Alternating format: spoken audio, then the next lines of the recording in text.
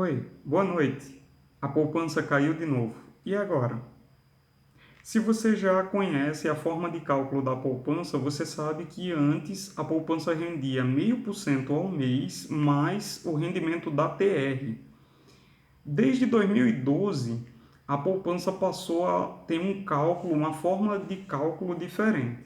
E a fórmula de cálculo da poupança agora, desde 2012, é assim: quando a taxa Selic, que é uma taxa que os brasileiros não conheciam até então, não era tão famosa, né? Não era tão comentada, quando a taxa Selic estiver abaixo de 8,5%, a poupança vai render 70% da taxa Selic. Quando estiver acima de 8,5%, ele volta para o rendimento que ela tinha antes, 0,5% mais TR. Agora, o Comitê de Política Monetária decidiu que o valor da taxa Selic sairia de 5,5% para 5% ao ano, o que significa que a poupança passa a render agora 3,5% ao ano. Ao mês, você teria um rendimento de 0,28%. Isso significa que se você aplicar R$ 100 na poupança hoje, daqui a 30 dias, você vai ter 28 centavos para cada R$ 100 que você aplicou. Isso faz com que o investidor olhe para o retorno e ele pense assim: não é mais interessante para mim deixar o dinheiro aplicado na poupança. E ele pode resolver tirar para dois possíveis destinos, né? Para dois prováveis destinos.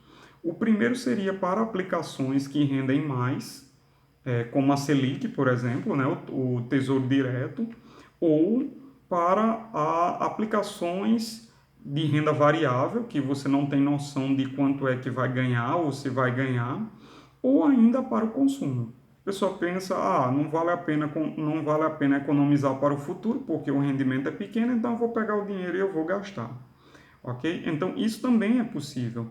Na sociedade agora, nós vamos começar a ter as reações das pessoas em relação à redução da taxa Selic, o que vai levar algumas pessoas para a renda variável e algumas pessoas para o consumo. Quando se baixa a taxa Selic, isso é bom para o setor produtivo, porque quando a taxa de juros é baixa, as pessoas deixam de aplicar dinheiro nas atividades do governo, elas deixam de emprestar o dinheiro ao governo e passam a aplicar no setor produtivo da economia. Então, novos empreendimentos correm o risco de surgir porque o dinheiro ele estava sendo atraído para a gestão pública. Só que agora ele, como está rendendo menos, as pessoas tendem a levar ele para a renda variável. Ou para empreendimentos pessoais, né? Não precisa ser para grandes corporações, mas de repente a pessoa quer abrir uma empresa ou expandir a empresa que já possui, né? E aí ela pode usar esse capital, já que ele não rende mais tanto quanto renderia, ela pode usar esse capital para essas atividades. Mas há um problema. Todo mundo vê a queda da taxa de juros como uma coisa boa, mas existe um perigo aí. Se todas as pessoas que têm interesse de emprestar dinheiro no mercado e todas as pessoas que têm interesse de pegar dinheiro emprestado no mercado interagissem entre si, combinando entre elas mesmas os valores da taxa de juros, nós teríamos aquilo que a gente chama de taxa de retorno natural. É uma espécie de taxa de juros equilibrada, né? Uma taxa de juros regulada pela oferta e pela demanda. Então, quando tivesse muita gente querendo emprestar e pouca gente querendo tomar emprestado, os juros ia cair. Quando tivesse muita gente querendo pegar dinheiro emprestado e pouca gente querendo oferecer dinheiro, então a taxa de juros ia subir. E essa taxa ia ser regulada apenas pela oferta e pela demanda. Mas isso hoje não acontece assim. Não acontece assim porque existe o Comitê de Política Monetária que define a taxa de juros, o que pode nos levar ao entendimento de que essa taxa é artificial. Ela é manipulada por esse órgão do governo que propõe o valor, né, como uma taxa que funciona sobre o sistema de controle de preços. Só que o preço aqui é o preço da taxa de juros, é o valor da taxa de juros. Qual é o problema dessa manipulação? Se, no primeiro exemplo que eu apresentei aqui, se os compradores e os vendedores de crédito, eles pudessem negociar entre eles chegariam a uma taxa X, que hoje ninguém sabe porque o crédito não é combinado desse jeito. E aí, quando a taxa de juros definida pelo Copom chega muito baixo, ela corre o risco de ficar abaixo dessa taxa natural.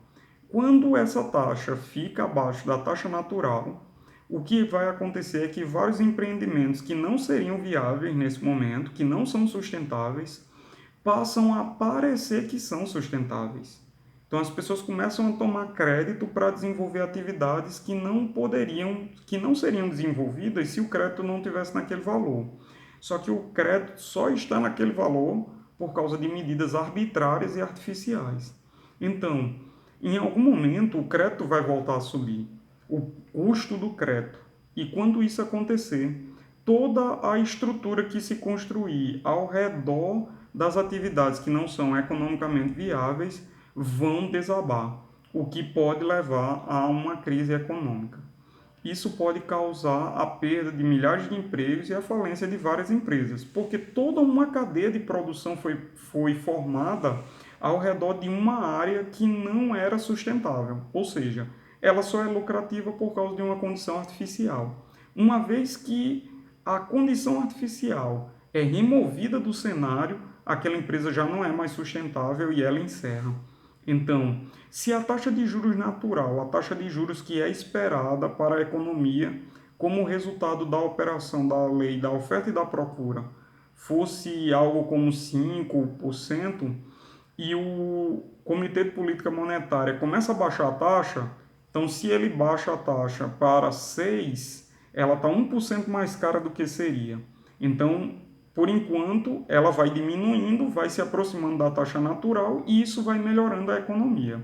Mas quando chegar um momento em que a taxa de retorno natural tiver acima da taxa definida pelo Copom, o que vai acontecer é que esse crédito barato vai estimular as pessoas a desenvolver atividades que elas não deveriam desenvolver. Ou seja, ela envia a economia sinais falsos, que fazem a pessoa pensar, o dinheiro é barato agora, então eu posso tomar emprestado e fazer isso aqui. Só que o dinheiro, ele não está sendo regulado pela oferta e pela demanda.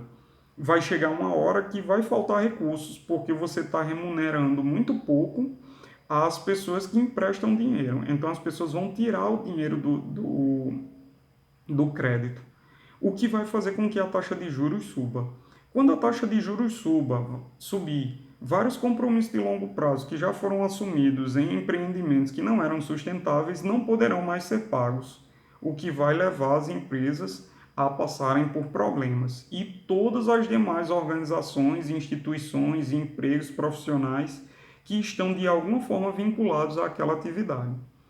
Então, no vídeo de hoje nós podemos ver que a queda da taxa de juros é importante, mas até um ponto. Infelizmente, não é possível saber que ponto é esse, porque a taxa de juros não é livremente negociada entre as pessoas que atuam no mercado de crédito. Então, a poupança perdeu os juros, a taxa Selic perdeu os juros. Isso pode ser uma coisa boa, porque vai levar ao estímulo da atividade econômica, mas pode ser alguma coisa ruim na medida em que o crédito se tornou mais barato do que o que deveria ser. O que será que vai acontecer nos próximos dias?